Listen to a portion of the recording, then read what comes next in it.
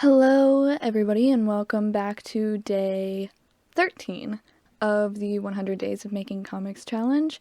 I am starting on the thumbnails. Ooh, it's happening. It's starting. Things are coming together.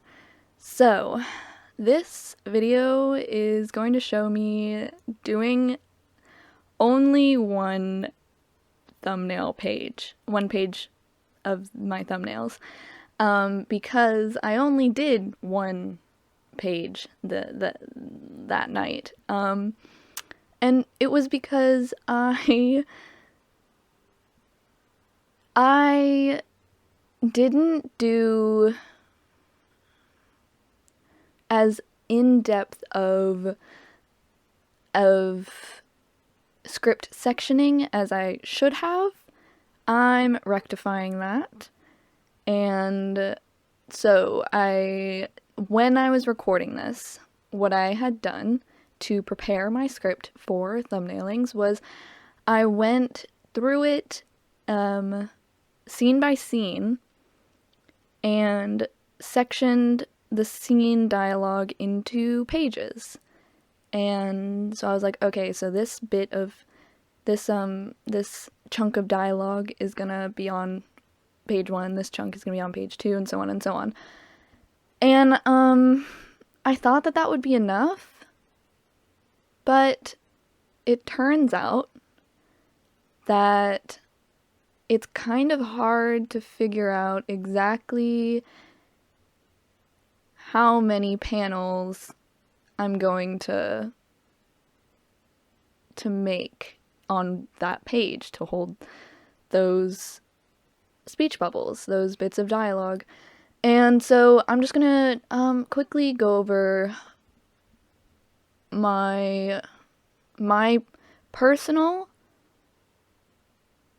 thoughts on what parts of thumbnailing should come before others. So, number 1 should be, before doing any kind of drawing, is going into the script and figuring out which dialogues and which actions, panel descriptions are going to be on which pages. And next, which is something that I didn't do, which I'm doing now, is going then page by page and sectioning the chunks of dialogue and panel descriptions on each designated page into panels, so that you know exactly how many panels. And if you, at the time, really want to do it, or if it just, occurs to you as you're sectioning the panels, then, writing additional panel directions for you. So being, shot, over the shoulder, shot towards window, or something like that, so that you know exactly what the composition of that panel is gonna be. If you think of it at the time, I don't think that step is particularly necessary, since you're gonna be doing that exact step in the thumbnailing bits.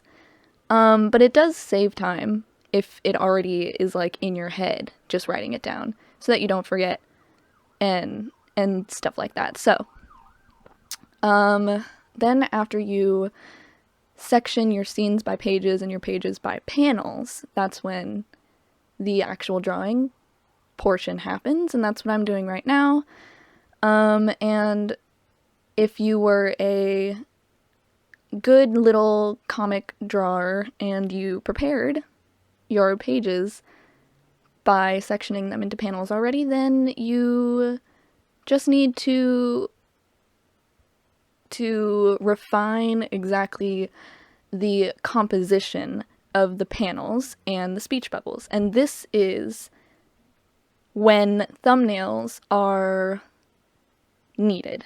This is the point of thumbnails, which is not to make any kind of good drawing or any kind of accurate drawing. Accurate meaning to the character, to your drawing style, etc., etc.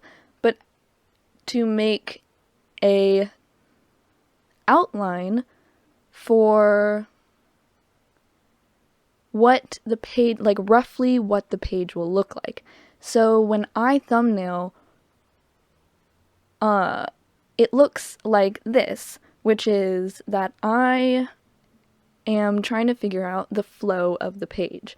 That's what's important to me on the thumbnail, is the flow, how it looks, if it's readable, because that's the most important thing when designing a comic page, is making it readable and making it easy to read and making it flow nicely. And that involves a line of action. And this is a term used in figure drawing, and that's usually like when someone's doing a really rough human drawing. They just do like one squiggly line, one vertical squiggly line, and then from there they like do the circle for the head and then the line for the shoulders and the hips and stuff.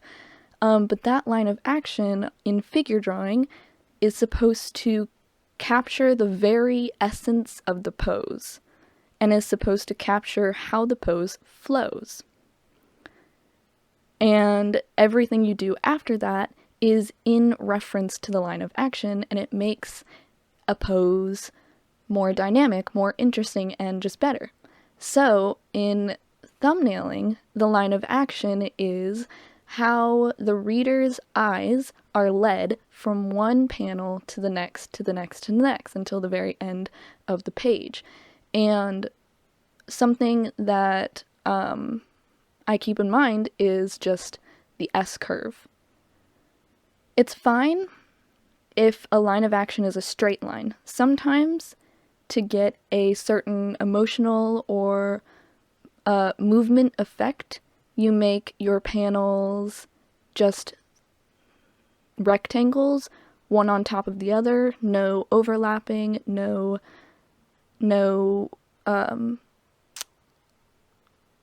overlapping, no smaller ones and bigger ones. They're all the same size and they're all one after the other.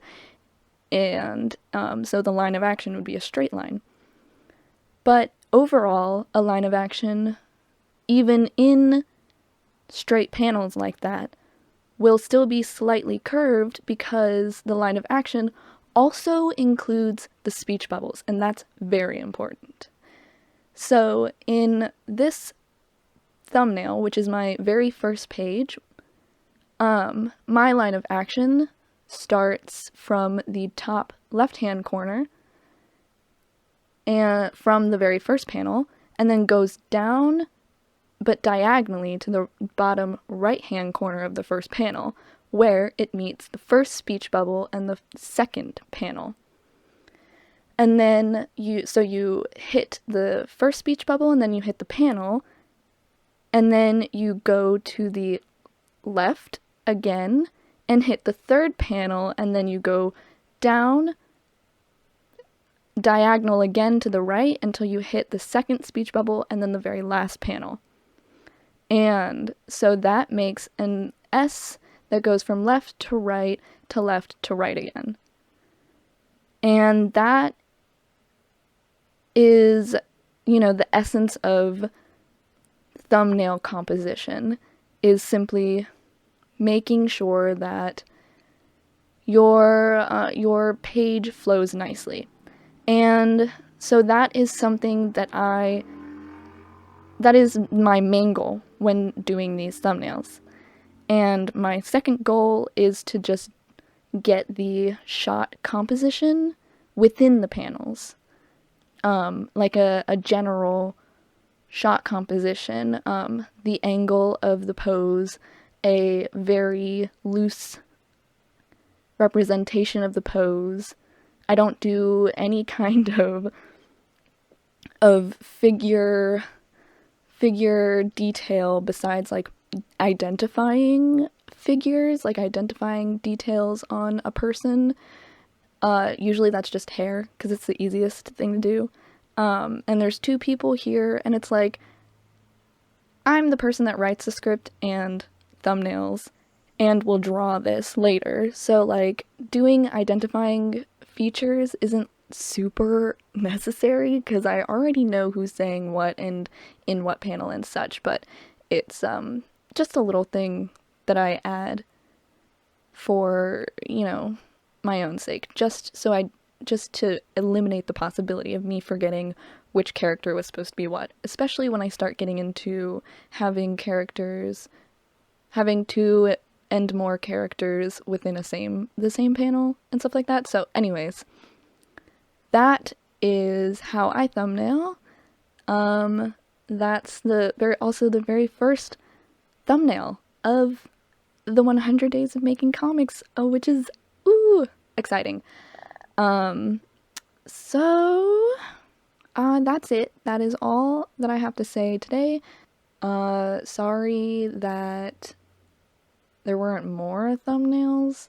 I mean, there's gonna be more of these videos of me just doing thumbnails because that's gonna be a very big portion of the comic prep part of this series before I even post the first chapter or do any kind of actual page work.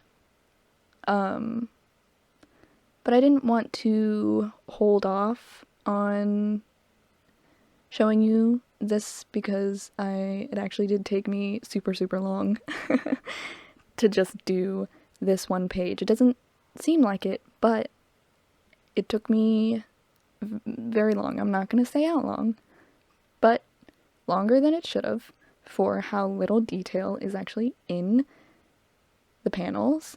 But, that's just... as I'm drawing the thumbnails for the panels, I'm also thinking, okay, is it compositionally better if I switch these two panels so that this one comes first instead? Or should I just not do that composition and do another angle or another focus of another person, another object, so it's just that kind of thing.